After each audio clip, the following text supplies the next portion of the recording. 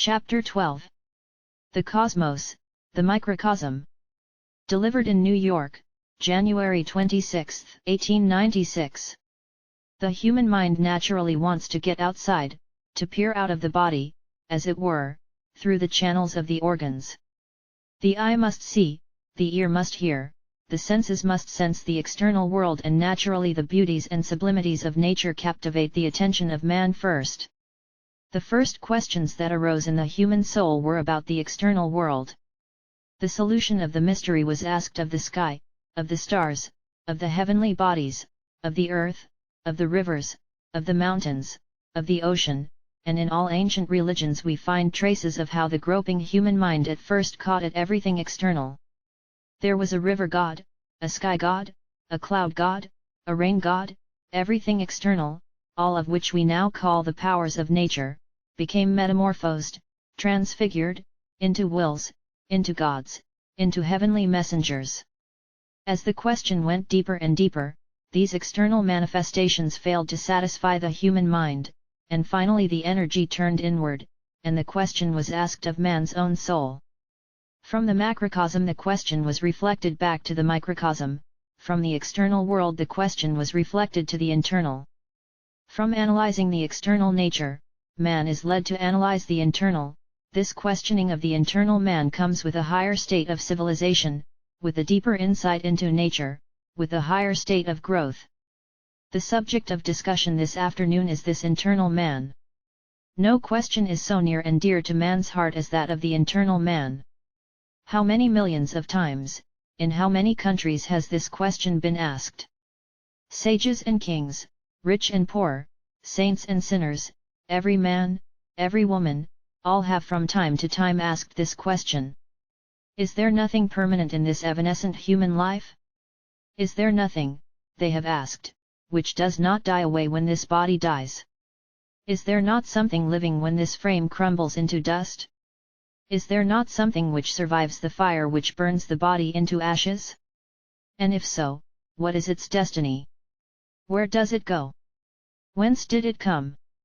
These questions have been asked again and again, and so long as this creation lasts, so long as there are human brains to think, this question will have to be asked.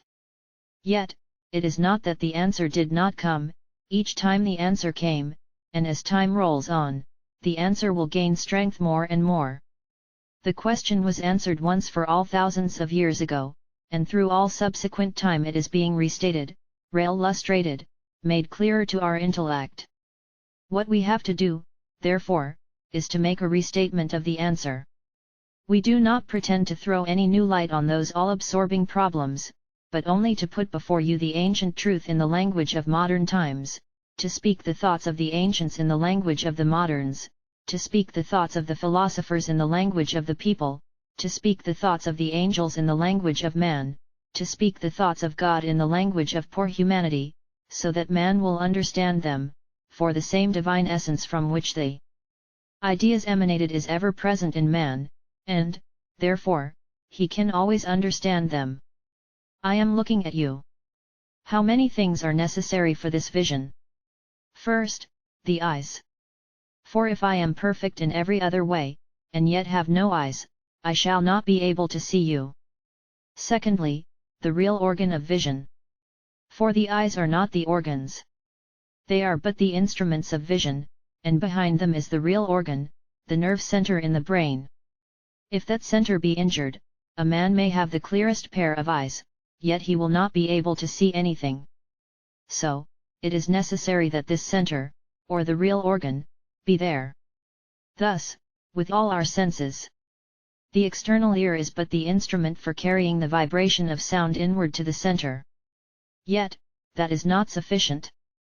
Suppose in your library you are intently reading a book, and the clock strikes, yet you do not hear it. The sound is there, the pulsations in the air are there, the ear and the center are also there, and these vibrations have been carried through the ear to the center, and yet you do not hear it. What is wanting? The mind is not there. Thus we see that the third thing necessary is, that the mind must be there. First the external instruments, then the organ to which this external instrument will carry the sensation, and lastly the organ itself must be joined to the mind. When the mind is not joined to the organ and the ear may take the impression, and yet we shall not be conscious of it. The mind, too, is only the carrier, it has to carry the sensation still forward, and present it to the intellect. The intellect is the determining faculty and decides upon what is brought to it. Still this is not sufficient. The intellect must carry it forward and present the whole thing before the ruler in the body, the human soul, the king on the throne. Before him this is presented, and then from him comes the order, what to do or what not to do, and the order goes down in the same sequence to the intellect, to the mind, to the organs, and the organs convey it to the instruments, and the perception is complete. The instruments are in the external body, the gross body of man, but the mind and the intellect are not. They are in what is called in Hindu philosophy the finer body, and what in Christian theology you read of as the spiritual body of man, finer, very much finer than the body, and yet not the soul. This soul is beyond them all. The external body perishes in a few years, any simple cause may disturb and destroy it. The finer body is not so easily perishable, yet it sometimes degenerates, and at other times becomes strong. We see how, in the old man, the mind loses its strength, how, when the body is vigorous, the mind becomes vigorous, how various medicines and drugs affect it, how everything external acts on it, and how it reacts on the external world. Just as the body has its progress and decadence, so also has the mind, and, therefore, the mind is not the soul, because the soul can neither decay nor degenerate. How can we know that? How can we know that there is something behind this mind? Because knowledge which is self-illuminating and the basis of intelligence cannot belong to dull, dead matter. Never was seen any gross matter which had intelligence as its own essence. No dull or dead matter can illumine itself. It is intelligence that illumines all matter. This hall is here only through intelligence because, as a hall, its existence would be unknown unless some intelligence built it. This body is not self-luminous, if it were, it would be so in a dead man also. Neither can the mind nor the spiritual body be self-luminous. They are not of the essence of intelligence. That which is self-luminous cannot decay. The luminosity of that which shines through a borrowed light comes and goes, but that which is light itself, what can make that come and go, flourish and decay?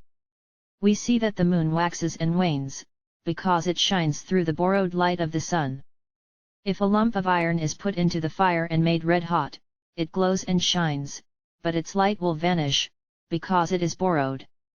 So, decadence is possible only of that light which is borrowed and is not of its own essence. Now we see that the body, the external shape, has no light as its own essence, is not self-luminous, and cannot know itself, neither can the mind. Why not? Because the mind waxes and wanes, because it is vigorous at one time and weak at another, because it can be acted upon by anything and everything. Therefore the light which shines through the mind is not its own. Whose is it then? It must belong to that which has it as its own essence, and as such, can never decay or die, never become stronger or weaker, it is self-luminous, it is luminosity itself. It cannot be that the soul knows, it is knowledge. It cannot be that the soul has existence, but it is existence. It cannot be that the soul is happy, it is happiness itself. That which is happy has borrowed its happiness, that which has knowledge has received its knowledge, and that which has relative existence has only a reflected existence. Wherever there are qualities, these qualities have been reflected upon the substance, but the soul has not knowledge, existence, and blessedness as its qualities, they are the essence of the soul. Again, it may be asked, why shall we take this for granted? Why shall we admit that the soul has knowledge, blessedness, existence, as its essence, and has not borrowed them? It may be argued, why not say that the soul's luminosity, the soul's blessedness, the soul's knowledge, are borrowed in the same way as the luminosity of the body is borrowed from the mind? The fallacy of arguing in this way will be that there will be no limit. From whom were these borrowed? If we say from some other source, the same question will be asked again.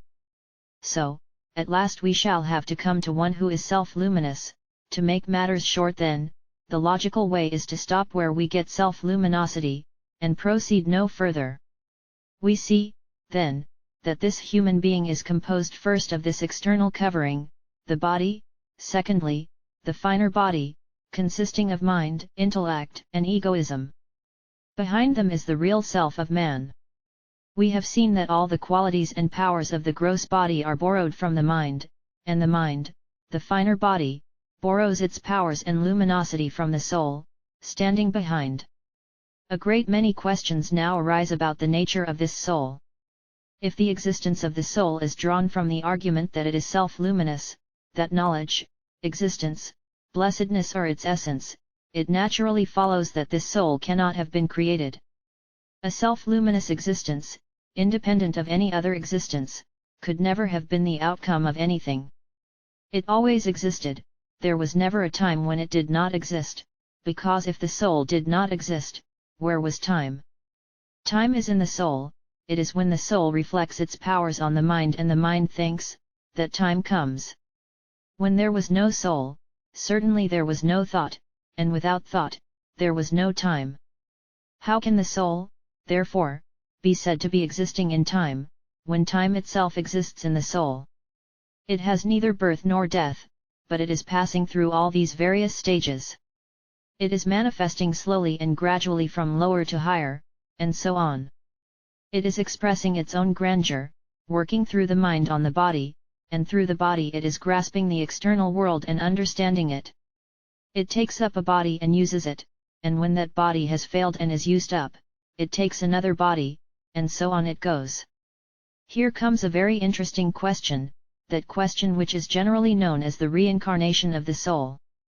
Sometimes people get frightened at the idea, and superstition is so strong that thinking men even believe that they are the outcome of nothing, and then, with the grandest logic, try to deduce the theory that although they have come out of zero, they will be eternal ever afterwards. Those that come out of zero will certainly have to go back to zero. Neither you, nor I, nor anyone present, has come out of zero, nor will go back to zero. We have been existing eternally, and will exist, and there is no power under the sun or above the sun which can undo your or my existence or send us back to zero. Now this idea of reincarnation is not only not a frightening idea, but is most essential for the moral well-being of the human race. It is the only logical conclusion that thoughtful men can arrive at. If you are going to exist in eternity hereafter, it must be that you have existed through eternity in the past, it cannot be otherwise. I will try to answer a few objections that are generally brought against the theory. Although many of you will think they are very silly objections, still we have to answer them, for sometimes we find that the most thoughtful men are ready to advance the silliest ideas. Well has it been said that there never was an idea so absurd that it did not find philosophers to defend it. The first objection is, why do we not remember our past? Do we remember all our past in this life? How many of you remember what you did when you were babies? None of you remember your early childhood, and if upon memory depends your existence, then this argument proves that you did not exist as babies, because you do not remember your babyhood. It is simply unmitigated nonsense to say that our existence depends on our remembering it. Why should we remember the past? That brain is gone, broken into pieces, and a new brain has been manufactured. What has come to this brain is the resultant, the sum total of the impressions acquired in our past, with which the mind has come to inhabit the new body. I, as I stand here, am the effect, the result, of all the infinite past which is tacked onto me. And why is it necessary for me to remember all the past?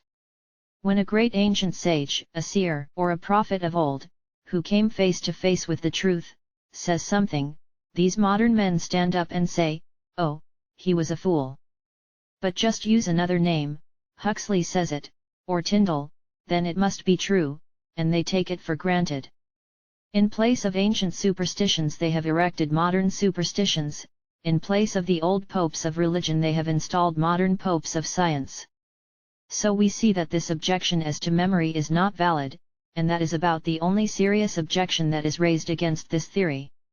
Although we have seen that it is not necessary for the theory that there shall be the memory of past lives, yet at the same time, we are in a position to assert that there are instances which show that this memory does come, and that each one of us will get back this memory in that life in which he will become free. Then alone you will find that this world is but a dream, then alone you will realize in the soul of your soul that you are but actors and the world is a stage, then alone will the idea of non-attachment come to you with the power of thunder, then all this thirst for enjoyment, this clinging on to life and this world will vanish forever, then the mind will see dearly as daylight how many times all these existed for you, how many millions of times you had fathers and mothers, sons and daughters, husbands and wives, relatives and friends, wealth and power. They came and went. How many times you were on the topmost crest of the wave, and how many times you were down at the bottom of despair. When memory will bring all these to you, then alone will you stand as a hero and smile when the world frowns upon you. Then alone will you stand up and say, I care not for thee even, O death, what terrors hast thou for me? This will come to all. Are there any arguments, any rational proofs for this reincarnation of the soul? So far we have been giving the negative side, showing that the opposite arguments to disprove it are not valid. Are there any positive proofs? There are, and most valid ones, too.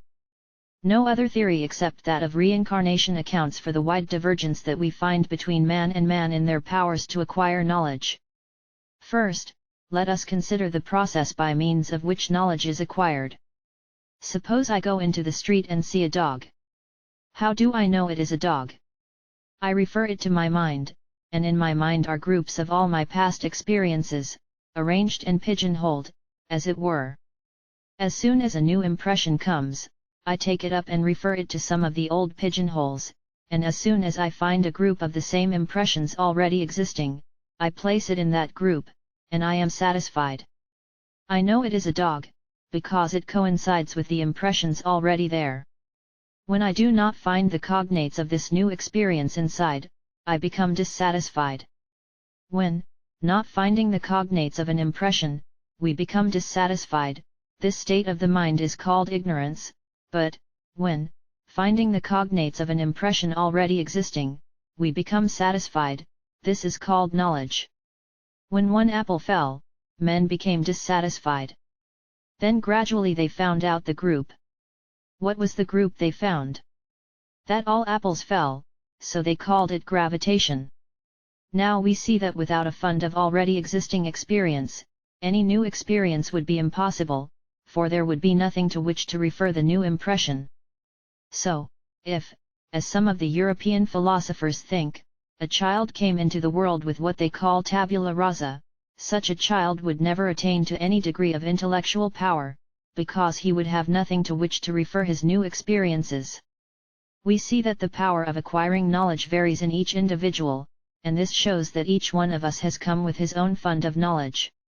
Knowledge can only be got in one way, the way of experience, there is no other way to know. If we have not experienced it in this life, we must have experienced it in other lives. How is it that the fear of death is everywhere? A little chicken is just out of an egg and an eagle comes, and the chicken flies in fear to its mother. There is an old explanation, I should hardly dignify it by such a name. It is called instinct. What makes that little chicken just out of the egg afraid to die?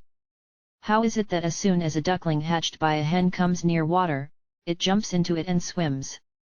It never swam before, nor saw anything swim. People call it instinct. It is a big word, but it leaves us where we were before. Let us study this phenomenon of instinct. A child begins to play on the piano. At first she must pay attention to every key she is fingering, and as she goes on and on for months and years, the playing becomes almost involuntary, instinctive. What was first done with conscious will does not require later on an effort of the will. This is not yet a complete proof.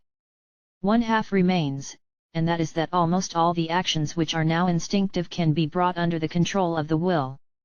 Each muscle of the body can be brought under control. This is perfectly well known. So the proof is complete by this double method, that what we now call instinct is degeneration of voluntary actions, Therefore, if the analogy applies to the whole of creation, if all nature is uniform, then what is instinct in lower animals, as well as in men, must be the degeneration of will. Applying the law we dwelt upon under macrocosm that each involution presupposes an evolution, and each evolution an involution, we see that instinct is involved reason. What we call instinct in men or animals must therefore be involved, degenerated, voluntary actions, and voluntary actions are impossible without experience. Experience started that knowledge, and that knowledge is there. The fear of death, the duckling taking to the water and all involuntary actions in the human being which have become instinctive, are the results of past experiences. So far we have proceeded very clearly, and so far the latest science is with us. But here comes one more difficulty. The latest scientific men are coming back to the ancient sages, and as far as they have done so, there is perfect agreement. They admit that each man and each animal is born with a fund of experience, and that all these actions in the mind are the result of past experience. But what, they ask, is the use of saying that that experience belongs to the soul? Why not say it belongs to the body, and the body alone? Why not say it is hereditary transmission? This is the last question. Why not say that all the experience with which I am born is the resultant effect of all the past experience of my ancestors? The sum total of the experience from the little protoplasm up to the highest human being is in me, but it has come from body to body in the course of hereditary transmission. Where will the difficulty be? This question is very nice, and we admit some part of this hereditary transmission. How far? As far as furnishing the material. We, by our past actions, conform ourselves to a certain birth in a certain body, and the only suitable material for that body comes from the parents who have made themselves fit to have that soul as their offspring. The simple hereditary theory takes for granted the most astonishing proposition without any proof, that mental experience can be recorded in matters, that mental experience can be involved in matter. When I look at you in the lake of my mind, there is a wave. That wave subsides, but it remains in fine form, as an impression. We understand a physical impression remaining in the body.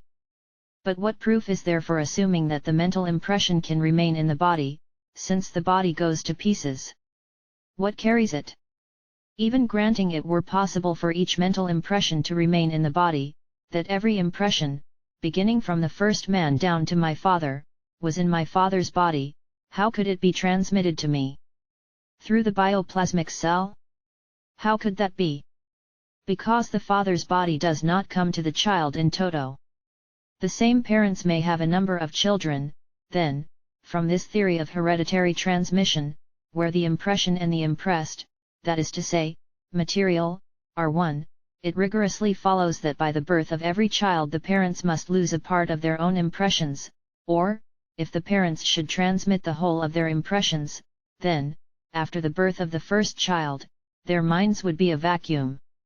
Again, if in the bioplasmic cell the infinite amount of impressions from all time has entered, where and how is it?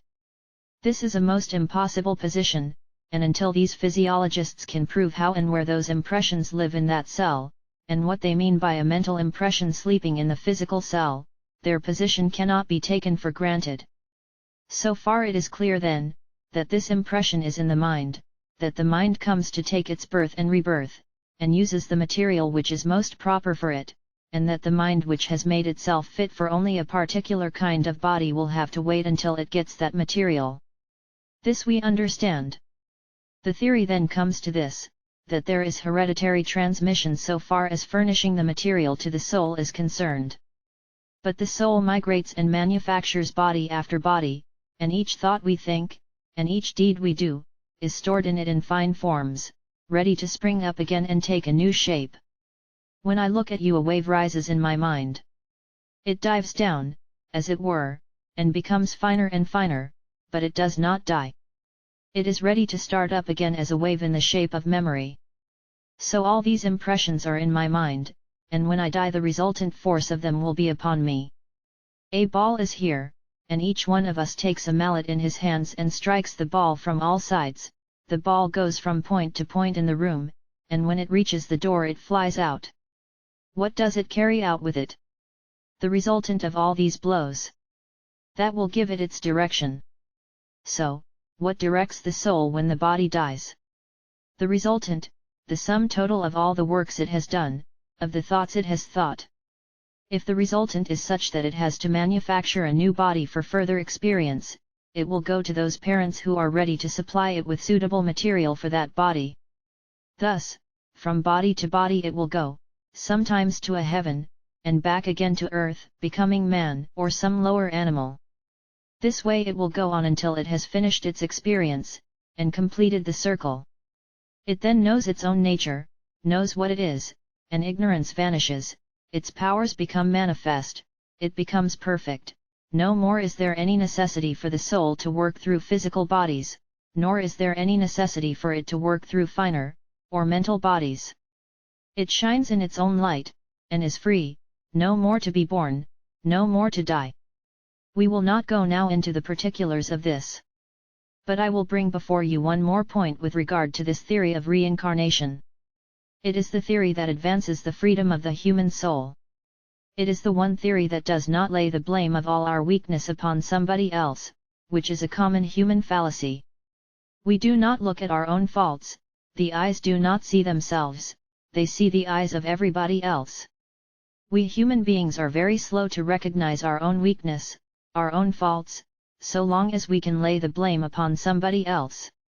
Men in general lay all the blame of life on their fellow men, or, failing that, on God, or they conjure up a ghost, and say it is fate. Where is fate, and who is fate? We reap what we sow, we are the makers of our own fate. None else has the blame, none has the praise. The wind is blowing, those vessels whose sails are unfurled catch it, and go forward on their way, but those which have their sails furled do not catch the wind. Is that the fault of the wind? Is it the fault of the merciful Father, whose wind of mercy is blowing without ceasing, day and night, whose mercy knows no decay? Is it his fault that some of us are happy and some unhappy? We make our own destiny. His sun shines for the weak as well as for the strong. His wind blows for saint and sinner alike. He is the Lord of all, the Father of all, merciful, and impartial. Do you mean to say that he, the Lord of creation, looks upon the petty things of our life in the same light as we do? What a degenerate idea of God that would be!